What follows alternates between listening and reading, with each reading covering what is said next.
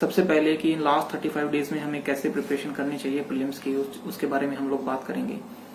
तो फ्रेंड्स, सबसे पहली जो सबसे इम्पोर्टेंट चीज है वो है कि एग्जाम में आपको जो सबसे ज्यादा काम आने वाला है वो है आपके बेसिक्स कैसे हैं। Conceptual clarity is very important in the exam.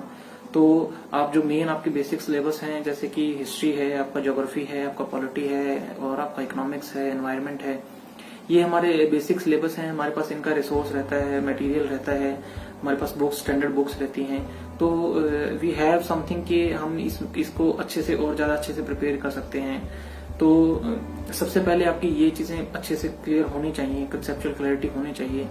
और दूसरी जो चीज है इम्पोर्टेंट वो है करंट अफेयर्स। उसको कैसे टैकल करें वो भी एक बहुत जो है मतलब एस्पिरेंट्स के मन में रहता है कि how to tackle with current affairs in the prelims exam. तो उसके बारे में भी हम बात करेंगे। तो सबसे पहले इम्पोर्टेंट चीज है कि आप अपने बेसिक्स को बार बार रिवाइज करें।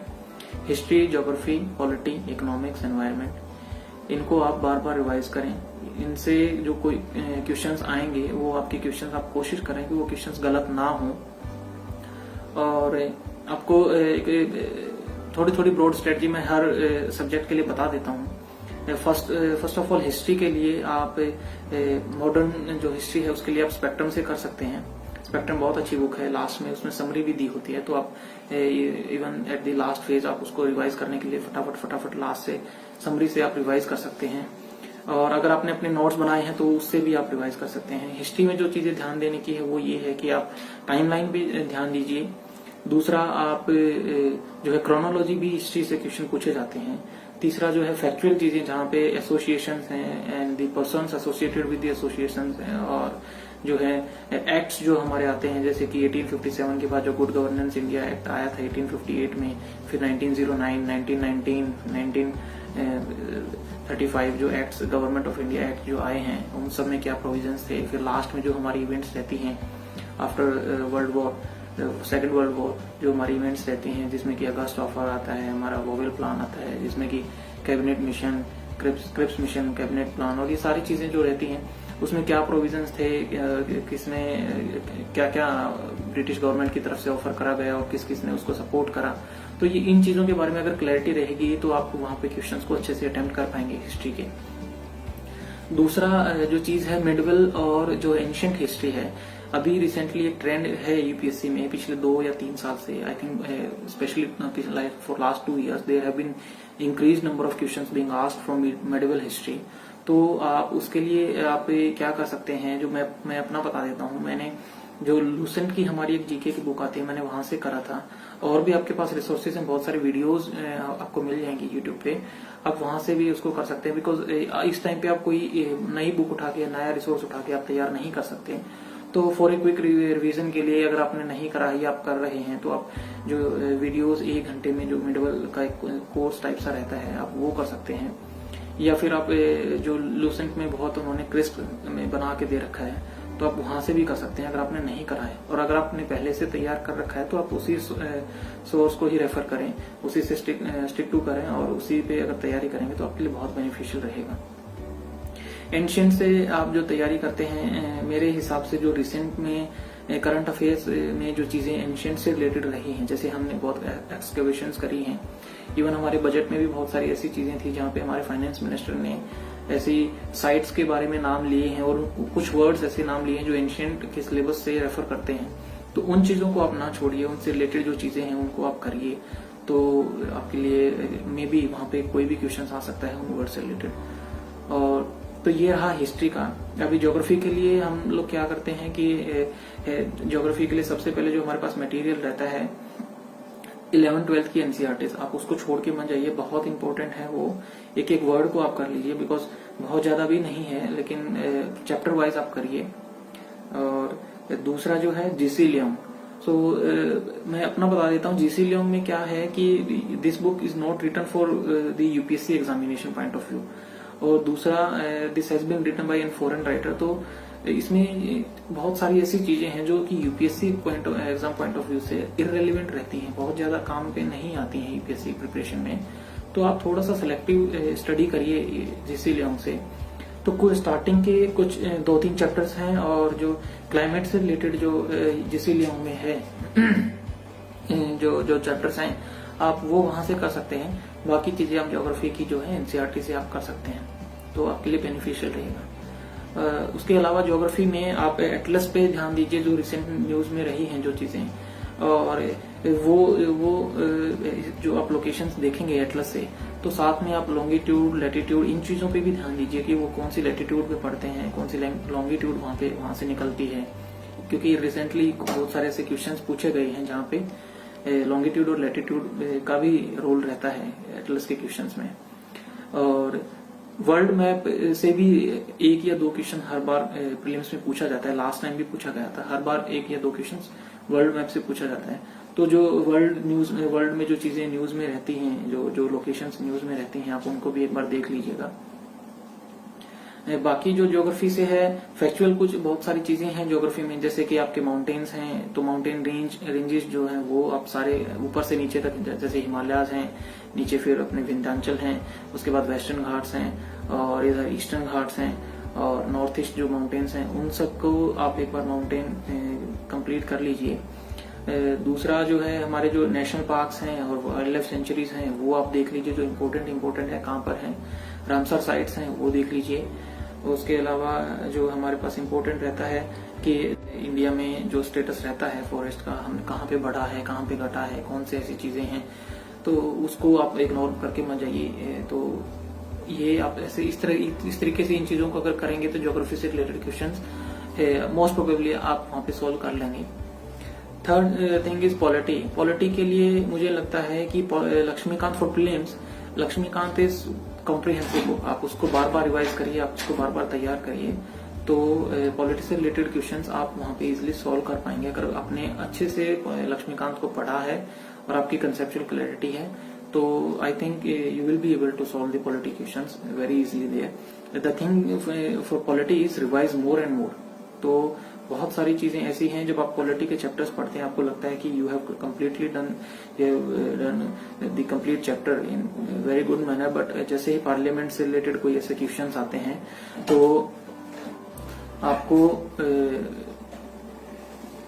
पार्लियामेंट से रिलेटेड क्वेश्चंस आते हैं, लेकिन आप पार्लियामेंट से रिलेटेड वो चीजें नहीं आप कर पाते हैं जो कि बहुत इंपॉर्टेंट रहती हैं, या कुछ ऐसी फैक्चुअल चीजें वहां पे पूछ ली जाती हैं जो आपने ध्यान नहीं दिया होता है, तो आपको उसी टाइम पे पता चलता है कि ये तो मैंने देखा ही नहीं। तो ऐसा रहता है पॉलिटी में। तो प्रीलिम्स के लिए आप फैक्चुअल चीजों के ऊपर ध्यान दीजिए, फैक्चुअल चीजों को थोड़ा ज्यादा फोकस करिए। और फोर्थ जो हमारा सब्जेक्ट रहता है वो है इकोनॉमिक्स का। तो इकोनॉमिक्स में फ्रेंड्स जो मैं आपको अपना एक्सपीरियंस से बताना चाहता हूँ वो ये है that economics questions will be more conceptual based, so they are not going to ask any specific factual thing from economics. They will ask some conceptual clarity, whether you have any clarity about the concepts of economics. Like they will ask you that RBI has decreased the repo rate in recent times, so what it will achieve. So इससे हमारी money supply बढ़ जाएगी, इससे हमारी economic growth बढ़ जाएगी, या फिर इससे बैंक्स के पास बहुत ज्यादा पैसा हो जाएगा, तो क्या इससे होने के चांसेस रहेंगे। तो इस तरह के रिलेटेड इस तरह से जो क्वेश्चंस इकोनॉमिक्स से जनरली रहते हैं। तो इकोनॉमिक्स की भी मैं यही बोलूंगा आपको कि जो हमारे बेसिक्स रहते हैं इकोनॉमिक्स के, कि किसी कोई भी जो हमारा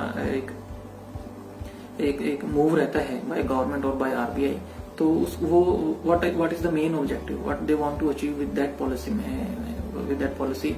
तो उस पे आप थोड़ा सा फोकस करिए कि ये क्या अचीव करना चाहती है सरकार, इसका क्या ऑब्जेक्टिव है। अगर वैसे करेंगे तो इकोनॉमिक्स के क्वेश्चंस भी आप इजीली वहां पे अटेम्प्ट कर पाएंगे।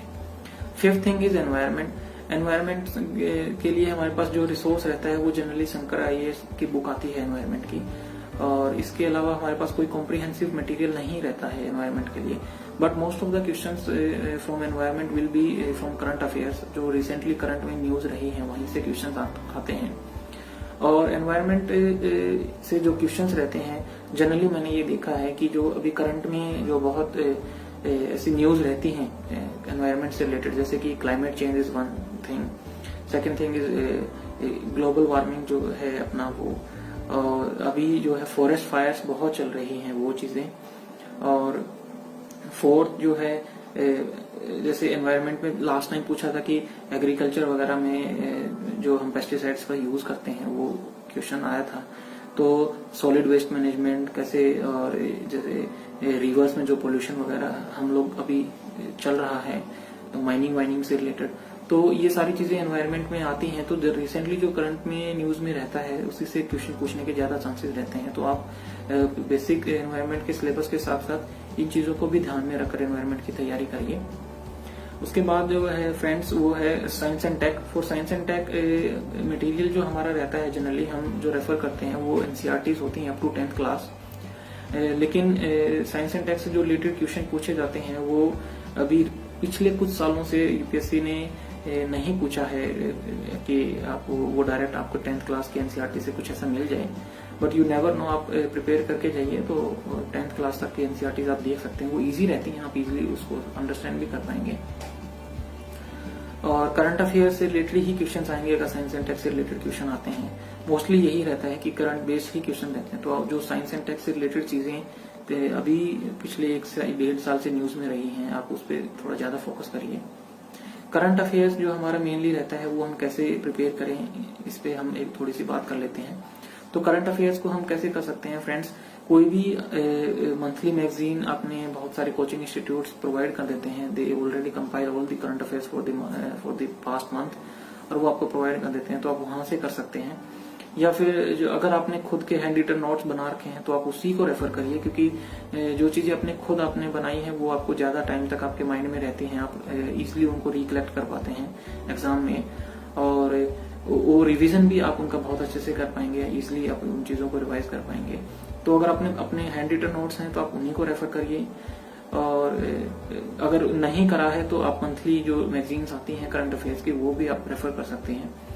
और अगर अभी तक आपने अगर आपका करंट अफेयर्स छूटा हुआ है तो आई वुड रिकमेंड कि आप अभी कोई भी मंथली मैगजीन वगैरह उठा के ना पढ़िए, क्योंकि it may take around 2 to 3 days और 3 to 4 days for completing one monthly magazine for current affairs thoroughly. तो उसमें you can not spare 3 to 4 days at this point of time. तो रादर आई वुड रिकमेंड कि आप कोई पिछले monthly ऐसा कोई वीडियो देख लीजिए, उसको थोड़ा स्पीड इंक्रीज करके देख लीजिए, तो अब कम टाइम में वो चीजें आपके आंखों के आगे से एक बार निकल जाएंगी, तो maybe you will be able to attempt the questions from those current affairs if asked in the paper. तो ये चीजें हैं जो हम जनरली ध्यान देते हैं हमारे प्रीलिम्स की तैयारी में। अब हम बात कर लेते हैं कि कितने क्वेश्चंस हम लोगों को अटेम्प्ट करने चाहिए, क्या सेफ जोन रहती है। तो friends there is no hard and fast rule in the UPSC examination की कितने क्वेश्चंस आपके लिए सही रहेंगे, पर्सन टू पर्सन डिपेंड करता है। बहुत सारे फैक्टर्स होते हैं कि आपकी एक्यूरेसी कितनी है, आपकी स्पीड कितनी रहती है, और तो इसके लिए आई वुड रिकमेंड कि आप मॉक टेस्ट लीजिए। मॉक टेस्ट में आप देख लीजिए कि आपकी एक्यूरेसी कितनी रहती है। तो अगर आपकी एक्यूरेसी सपोज मान के चलिए कि आपने 10 क्वेश्चन पे गेस करा है, because you will not be able to give the answer of every question with 100% accuracy, आपको कहीं ना कहीं गेस करना पड़ेगा वहां पे। तो आप ये देखिए मॉक टेस्ट में कि आप अगर 10 क्वेश्चन में अगर आप गेस करते हैं तो कितने क्वेश्चन आपके ठीक रहते हैं।